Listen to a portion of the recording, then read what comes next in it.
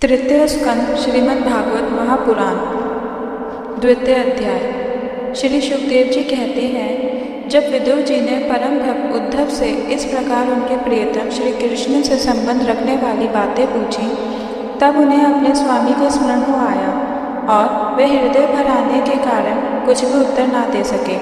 जब ये 5 वर्ष के थे, तब बालकों की तरह खेल में ही श्री कृष्ण की मूर्ति बनाकर उसकी सेवा पूजा में ऐसे तन्मय हो जाते थे कि कलेवे के लिए माता के बुलाने पर भी उसे छोड़कर नहीं जाते थे। अब तो दीर्घ काल से उन्हीं की सेवा में रहते रहते यह बूढ़े हो चले थे। अतः विदुर जी के पूछने से उन्हें अपने प्यारे प्रभु के चरण कमलों का स्मरण हो आया। उनका चित्त विरह से व्याकुल हो गया। फिर वह कैसे उत्तर दे सकते थे। उद्धव जी श्री कृष्ण के चरणारविंद मकरंद सुधा से सराबोर होकर 2 घड़ी तक कुछ भी नहीं बोल सके। तीव्र भक्ति योग से उसमें डूबकर वे आनंद मग्न हो गए। उनके सारे शरीर में रोमांच हो आया तथा मूंदे हुए नेत्रों से प्रेम के आंसुओं की धारा बहने लगी। उद्धव जी को इस प्रकार प्रेम प्रवाह में डूबे हुए देखकर विदुर जी ने उन्हें कृतकृत्य माना। कुछ समय बाद जब उद्धव जी भगवान के प्रेम धाम से उतरकर पुनः धीरे धीरे संसार में आए, तब अपने नेत्रों को पोंछकर भगवत लीलाओं का स्मरण हो आने से विस्मित हो विदुर जी से इस प्रकार कहने लगे।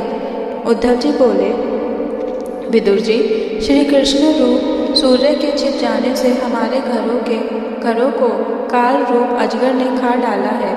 वे श्रीहीन हो गए हैं। अब मैं उनकी क्या कुशल सुनाऊं। ओह, यह मनुष्य लोग बड़ा ही अभागा है। इसमें भी यादव तो नितान भाग्यहीन हैं, जिन्होंने निरंतर श्री कृष्ण के साथ रहते हुए भी उन्हें नहीं पहचाना। जिस तरह अमृत में चंद्रमा के समुद्र में रहते समय मछलियाँ उन्हें नहीं पहचान सकी थीं। यादव लोग मन के भाव को ताड़ने वाले, बड़े समझदार और भगवान के साथ एक ही स्थान में रहकर क्रीड़ा करने वाले थे। तो भी उन सब ने समस्त विश्व के आश्रय सर्व अंतर्यामी श्री कृष्ण को एक श्रेष्ठ यादव ही समझा। किंतु भगवान की माया से मोहित इन यादवों और इनसे व्यर्थ का वैर ठानने वाले शिशुपाल आदि के अवहेलना और निंदा सूचक वाक्यों से भगवत प्राण महान अनुभवों की बुद्धि भ्रम में नहीं पड़ती थी। जिन्होंने कभी तप नहीं किया, उन लोगों को भी इतने दिनों तक दर्शन देकर अब उनकी दर्शन लालसा को तृप्त किए बिना ही वे भगवान श्री कृष्ण अपने त्रिभुवन मोहन श्री विग्रह को छिपाकर अंतर्ध्यान हो गए हैं और इस प्रकार उन्होंने मानो उनके नेत्रों को ही छीन लिया है। भगवान ने अपनी योग माया का प्रभाव दिखाने के लिए मानव लीलाओं के योग्य जो दिव्य श्री विग्रह प्रकट किया था, वह इतना सुंदर था कि उसे देखकर सारा जगत तो मोहित हो ही जाता था। वे स्वयं भी विस्मित हो जाते थे। सौभाग्य और सुंदरता की प्रकाष्ठा थी उस रूप में। उससे आभूषण भी विभूषित हो जाते थे। धर्मराज युधिष्ठिर के राजसूय यज्ञ में जब भगवान के उस नयनाभिराम रूप पर लोगों की दृष्टि पड़ी थी, तब त्रिलोकी ने यही माना था कि मानव सृष्टि की रचना में विधाता की जितनी चतुराई है, सब इसी रूप में पूरी हो। उनके प्रेमपूर्ण हास्य विनोद और लीलामय चितवन से सम्मानित होने पर ब्रजबालाओं की आंखें उन्हीं की ओर लग जाती थी और उनका चित्त भी ऐसा तल्लीन हो जाता था कि वे घर के काम धंधों को अधूरा ही छोड़कर जड़ पुतलियों की तरह खड़ी रह जाती थी।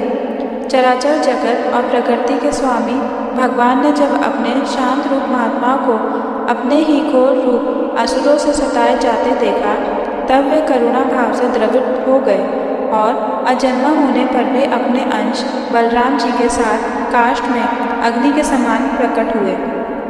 अजन्मा होकर भी वसुदेव जी के यहाँ जन्म लेने की लीला करना, सबको अभय देने वाले होने पर भी मानो कंस के भय से वज्र में जाकर छिपे रहना और अनंत पराक्रमी होने पर भी काल यवन के सामने मथुरापुरी को छोड़कर भाग जाना।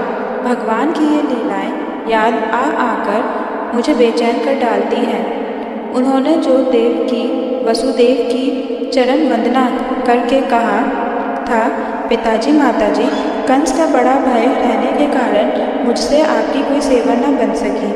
आप मेरे इस अपराध पर ध्यान न देकर मुझ पर प्रसन्न हो। श्री कृष्ण की ये बातें जब याद आती हैं तब आज भी मेरा चित्त अत्यंत व्यथित हो जाता है। जिन्होंने काल रूप अपने भ्रकुटी विलास से ही पृथ्वी का सारा भार उतार दिया था, उन श्री कृष्ण के पाद पद्म पराग का सेवन करने वाला ऐसा कौन पुरुष है जो उसे भूल सके। आप लोगों ने राजसूय यज्ञ में प्रत्यक्ष ही देखा था कि श्री कृष्ण से द्वेष करने वाले शिशुपाल को वह सिद्धि मिल गई जिसकी बड़े बड़े योगी भलीभांति योग साधना करके स्मरण करते रहते हैं। उनका विरह भला कौन सह सकता है। शिशुपाल के ही समान महाभारत युद्ध में जिन दूसरे योद्धाओं ने अपनी आंसुओं से, अपनी आँखों से भगवान श्री कृष्ण के नैन भी राम मुख कमल का मकरंद पान करते हुए अर्जुन के बाणों से बींधकर प्राण त्याग किया, वे पवित्र होकर सबके सब भगवान के परम धाम को प्राप्त हो गए। स्वयं भगवान श्री कृष्ण तीनों लोकों के अधीश्वर हैं, उनके समान भी कोई नहीं है, उनसे बढ़कर तो कौन होगा। वे अपने स्वतः सिद्ध ऐश्वर्य से ही सर्वदा पूर्ण काम हैं। इंद्र आदि असंख्य लोकपालगण नाना प्रकार की भेंटें ला लाकर अपने अपने मुकुटों के अग्रभाग से उनके चरण रखने की चौकी को प्रणाम किया करते हैं। विदुर जी, वे ही भगवान श्री कृष्ण राज सिंहासन पर बैठे हुए उग्रसेन के समान उग्रसेन के सामने खड़े होकर निवेदन करते थे, देव हमारी प्रार्थना सुनिए। उनके इस सेवा भाव की याद आते ही हम जैसे सेवकों का चित्त अत्यंत व्यथित हो जाता है। पापिनी पूतना ने अपने स्तनों में हलाहल विष लगाकर श्री कृष्ण को मार डालने की नीयत से उन्हें दूध पिलाया था। उसको भी भगवान ने वह परम गति दी जो धाय को मिलनी चाहिए। उन भगवान श्री कृष्ण के अतिरिक्त और कौन दयालु है जिसकी शरण ग्रहण करें। मैं असुरों को भी भगवान का भक्त समझता हूँ, क्योंकि वैर भाव जनित क्रोध के कारण उनका चित्त सदा श्री कृष्ण में लगा रहता था और उन्हें रणभूमि में सुदर्शन चक्रधारी भगवान को कंधे पर चढ़ाकर झपटते हुए गरुड़ जी के दर्शन हुआ करते थे। ब्रह्मा जी की प्रार्थना से पृथ्वी का भार उतारकर उसे सुखी करने के लिए कंस के कारागार में वसुदेव देवकी के यहाँ भगवान ने अवतार लिया था। उस समय कंस के डर से पिता वसुदेव जी ने उन्हें नंद बाबा के ब्रज में पहुँचा दिया था। वहाँ वे बलराम जी के साथ 11 वर्ष तक इस प्रकार छिपकर रहे कि उनका प्रभाव ब्रज के बाहर किसी पर प्रकट नहीं हुआ। यमुना के उपवन में जिसके हरे भरे वृक्षों पर कलरव करते हुए पक्षियों के झुंड रहते हैं, भगवान श्री कृष्ण ने बछड़ों को चराते हुए ग्वाल बालों की मंडली के साथ विहार किया था। वे ब्रजवासियों की दृष्टि आकृष्ट करने के लिए अनेकों बाल लीला उन्हें दिखाते थे। कभी रोने से लगते, कभी हंसते और कभी सिंह शाप के समान मुक्त दृष्टि से देखते। फिर कुछ बड़े होने पर वे सफ़ेद बैल और रंग बिरंगी शोभा की मूर्ति गौओं को चराते हुए अपने साथी गोपों को बांसुरी बजा बजाकर रिझाने लगे। इसी समय जब कंस ने उन्हें मारने के लिए बहुत से मायावी और मनमाना रूप धारण करने वाले राक्षस भेजे, तब उनको खेल ही खेल में भगवान ने मार डाला, जैसे बालक खिलौनों को तोड़ फोड़ डालता है।